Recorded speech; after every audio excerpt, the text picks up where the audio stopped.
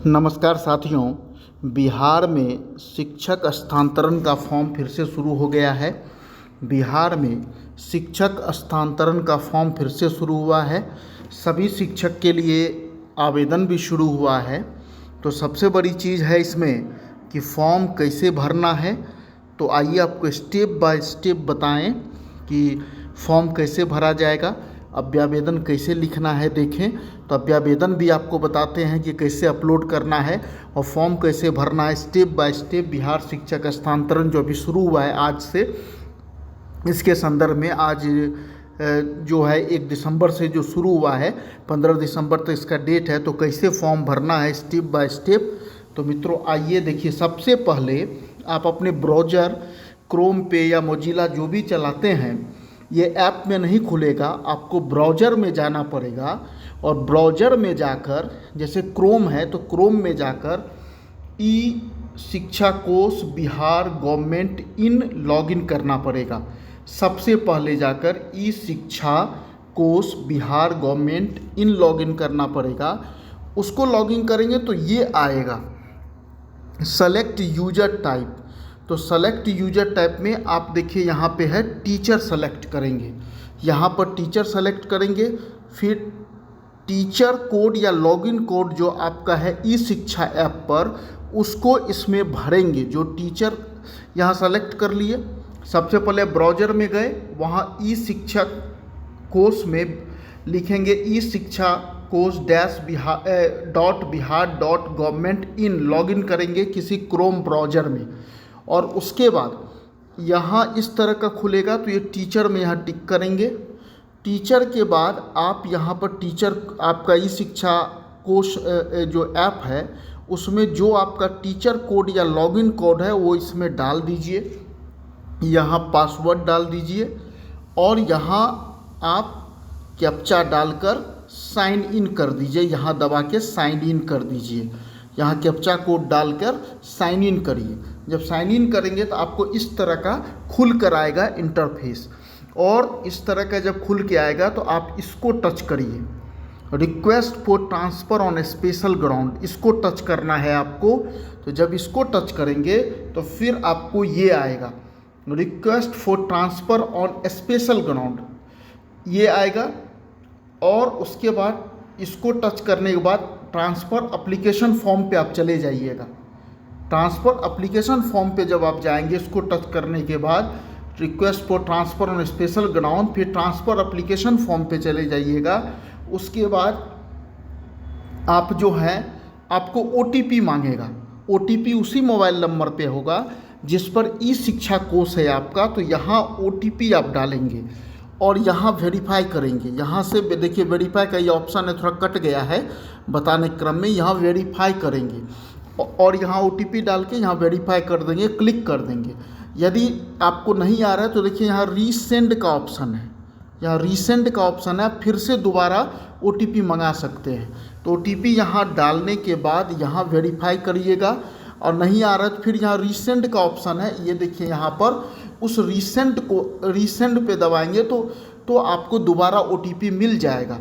अब जैसे वेरीफाई करेंगे OTP उसी मोबाइल नंबर से जिस पर ई शिक्षा कोश है, तो आपको ये खुल कर आएगा और इसमें पूरा डिटेल आपका भरा रहेगा। एक लोगों का है इसलिए मैं आपको दिखा रहा हूँ। जैसे देखिए यहाँ लिंग फीमेल है तो यहाँ मेल भी हो सकता है, आपका होगा वो आप देख लीजिएगा कि आपका है या नहीं है।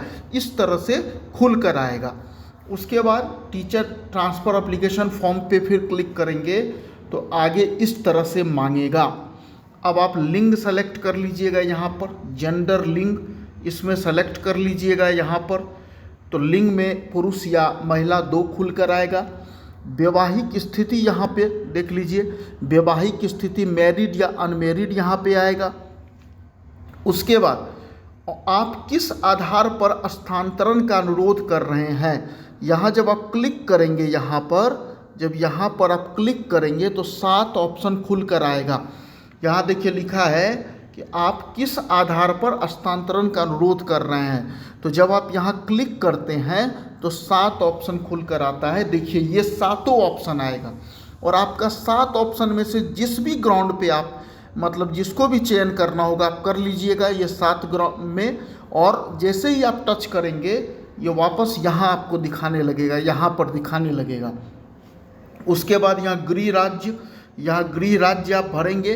गृह राज्य मतलब बिहार के होंगे तो बिहार, यूपी के होंगे तो यूपी, सभी 28 राज्य आपको खुलकर यहाँ आ जाएगा। उसके बाद फिर लिखा है कि क्या आपके पति बिहार में सरकारी नौकरी कार्यरत है या बिहार में किसी सरकारी विद्यालय में शिक्षक हैं। यदि आप पुरुष होंगे तो आपके पत्नी का डिटेल पूछेगा, क्योंकि यहाँ सेलेक्ट करना पड़ेगा लिंग, यहाँ पे देखिए लिंग सेलेक्ट करना पड़ेगा।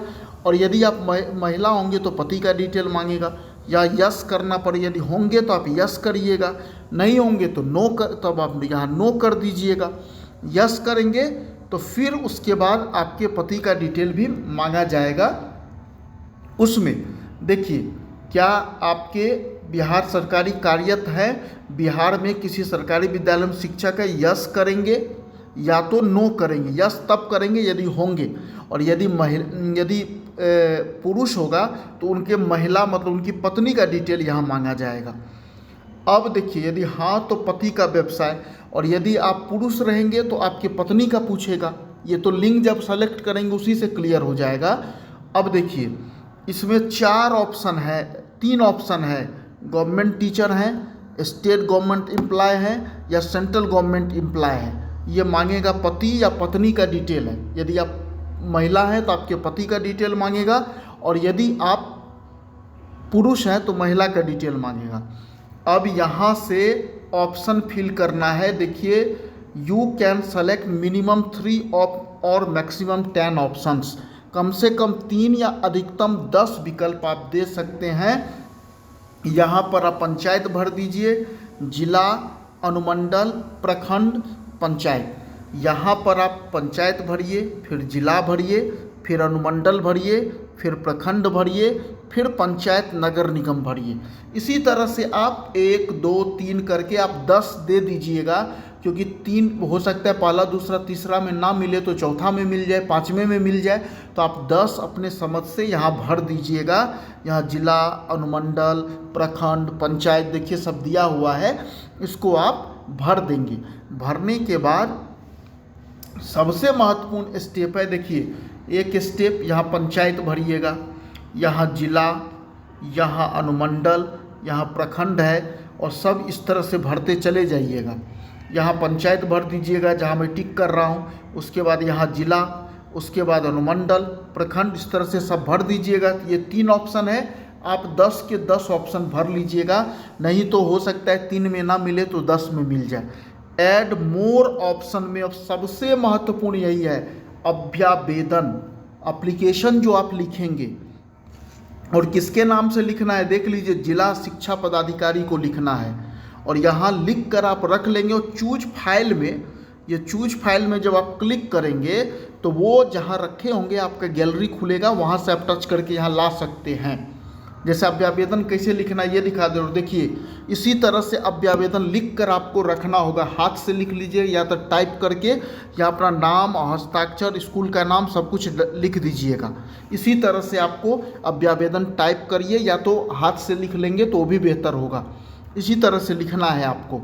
और अभ्यावेदन को क्या करना है आपको, जो मैंने बताया कि यहाँ जब आप चूज फाइल में, देखिए मैं गोला कर रहा हूँ, जब ये चूज फाइल में आप टच करेंगे तो आपके गैलरी में वो दिखेगा। गैलरी में टच करेंगे तो यहाँ आ जाएगा।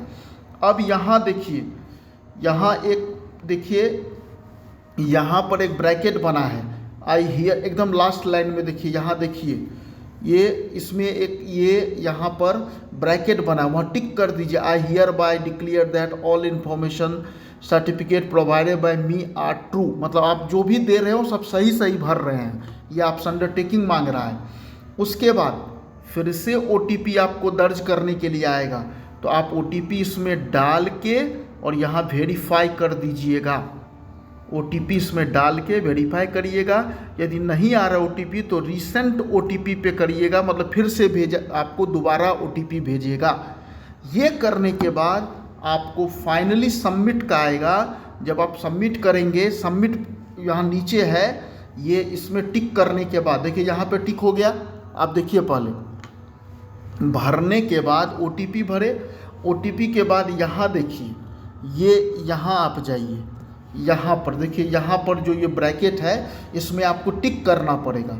टिक के बाद आप सबमिट करेंगे तो आपको ये लिख कर आएगा कि do you want to submit. तो यदि आप सबमिट करना चाहते हैं तो आप लिखेंगे यस, और यहाँ पे आप क्लिक करेंगे तो आपका फॉर्म पूरा सबमिट हो जाएगा। तो इसी तरह से आपको फॉर्म भरना है। इस तरह सबमिट कर दीजिए, आपका फॉर्म भरा जाएगा। यही प्रक्रिया है इस फॉर्म को भरने के लिए। धन्यवाद मित्रों।